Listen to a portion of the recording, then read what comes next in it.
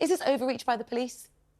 Oh, well, of course, it's overreach by the government. Let's just be fair. I think they have to get their priorities in order, right? So right now, we seem to be focusing on protests. We seem to be focusing on marches. We seem to be focusing on masks, pyrotechnics. And reality is there are far more pressing issues at hand. And this is the issue. Of those issues, which ones do you have specific problems with? 14 million people in poverty. No, sorry, not the issues. The issues that the government are saying they want to legislate. That may be a very... give you a list. That's fine. We could do a completely side debate on that. But I just want to pick apart your thoughts on these specific proposals. Yeah. Which ones do you have a specific problem with and why? OK, so I think the main thing for me, it comes down to pyrotechnics. I just think is a complete waste of time. It's kind of a generic thing that is a part of protest. That's an issue for me. Of course, it comes down to standing on war memorials. This is a big thing, and I think this is where the contention lies because this has been happening for decades. Why should you stand on a war memorial, though? That's disrespectful, isn't it?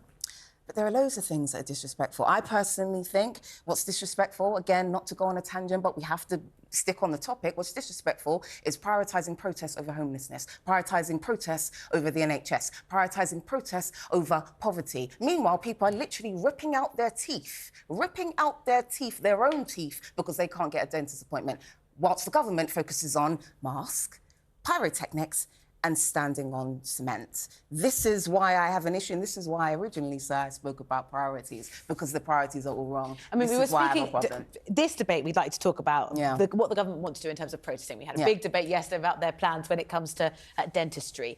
In principle, the argument some people make is, you know, you shouldn't be able to stand on a war memorial, and therefore the police don't need additional powers to try and combat that. But that area has already been covered. And I think we need to make a distinction between criminal damage and making a call for a ceasefire, right? There's a complete difference. And so it's only just started. This conversation about standing on war memorials has only just started. I really would like to point out, I remember Andrew Banks in 2020 when I did my protest. Andrew Banks was a gentleman who came down to protect the statues in 2020 against BLM, against black people like me.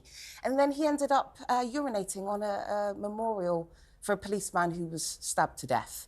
So this is what I have an issue with. We can talk about standing on memorials and that person potentially gets 3 years in prison and a £1,000 fine. But Andrew Banks, he got 14 days in jail. So basically, currently, right now, under the priorities of this government, if you urinate on a memorial or anywhere near a statue or a monument, you get 14 days in jail. If you stand on it, though, and talk about ceasefire. Well, actually, that's very good. Let me bring in Benedict here because he's been grimacing through a lot of what you've been saying. Benedict, do we need more laws in this area? I think if you have a high-trust society, that involves people actually trusting each other not to misbehave, and once people transgress against that, actually, yes, you do.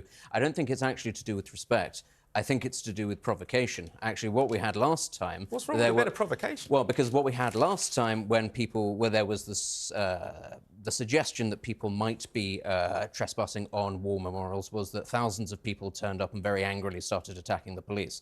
So actually, I think if that is a problem, then I think... That's a statement. You just said thousands. Well, have you got facts to back that up, sir? Did thousands of football fans... Did thousands of football fans not march on the cenotaph and start attacking the police? I'm pretty certain that they did. Thousands of people did not attack the police. Yes, they absolutely did. That was the way. That was the way. Certainly, that's the way that it was. Certainly, that was the way that it was portrayed. I certainly saw thousands. That's what the police said, was that thousands of people, predominantly football fans, turned up and marched to the cenotaph, and there was the potential for violence. You can argue whether or not they were football fans either. But the point is, let's get back to your point, was that it was provocative for this to happen, and that's what caused a reaction. Yes, and this is the same actually when it comes down to pyrotechnics. What are pyrotechnics on a march often used for? They are used to launch at the police. They're not allowed at football stadiums for a very specific reason, because they are used as projectiles. That's why they're not used at... That's why they're banned at football stadiums. At what point have you ever seen them launched at police? Please give me a day. So give us a day. Missiles are regularly thrown at police during protests. So give us a day in terms of a pyrotechnic. I mean, the last football match I attended in Italy, I saw them being used. But you're talking about football matches. Isn't that funny? The last football match I attended in Italy, I saw them being launched at police. So now you're talking about Italy, a complete different country, and now you're talking about football. We're actually talking about protests. I mean, I can give you examples. Time where you saw pyrotechnics being literally aimed at police during the protest. Please, Imarn, if you would like me to go into the long and storied history of football protests in Italy being used against the police, it's not no answer at all, and what you're just doing is going, I'm going to pull lots of different examples out of the air. Question, Benedict. The police already have the power to ask individuals to remove face coverings in a specific area where they think a crime could be committed. Why, in your mind, is that not sufficient? Simply because I don't think that what the police often have been doing at a lot of these marches is saying, well, we don't arrest people, for example, chanting anti-Semitic slogans, etc. We like to stand back and we like to wait and we like to observe.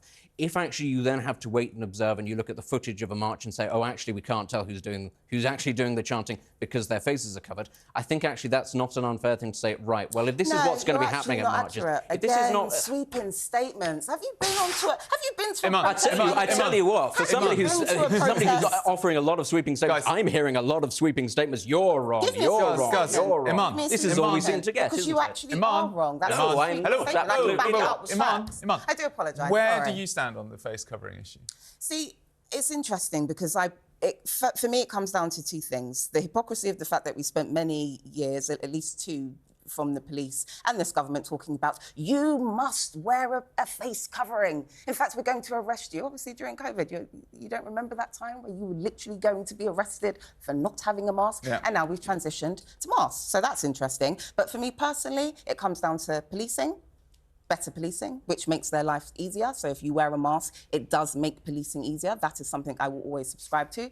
And then secondly, in terms of safety, I've been on these protests and I understand how uncomfortable it may be, how uncomfortable people may feel being surrounded by people that are masked up, because you could theft, burglary, etc., all different types of crimes. Hang on, isn't masking up a sweeping statement? It is a sweeping statement. Can I ask this question, Imarn? Imarn, can I ask this question of you? Isn't masking up a response to surveillance? People don't want to be surveilled when they're going about their lawful right to protest. Of course, and I will be balanced in saying there are a proportion of people, just like we said, that cohort, that small cohort, not the thousands of people that protest, but there is a small cohort that come to protest to basically wreak havoc. That is the reality of it. And those people tend to, not always, tend to wear masks. So some people wear masks because they don't want to be harassed by police in terms of racism, in terms of prejudice, in terms of just out and out being nasty and having police being nasty. And there are a small proportion. The policy, which then makes it so political and clearly, as we've seen evidence in the studio,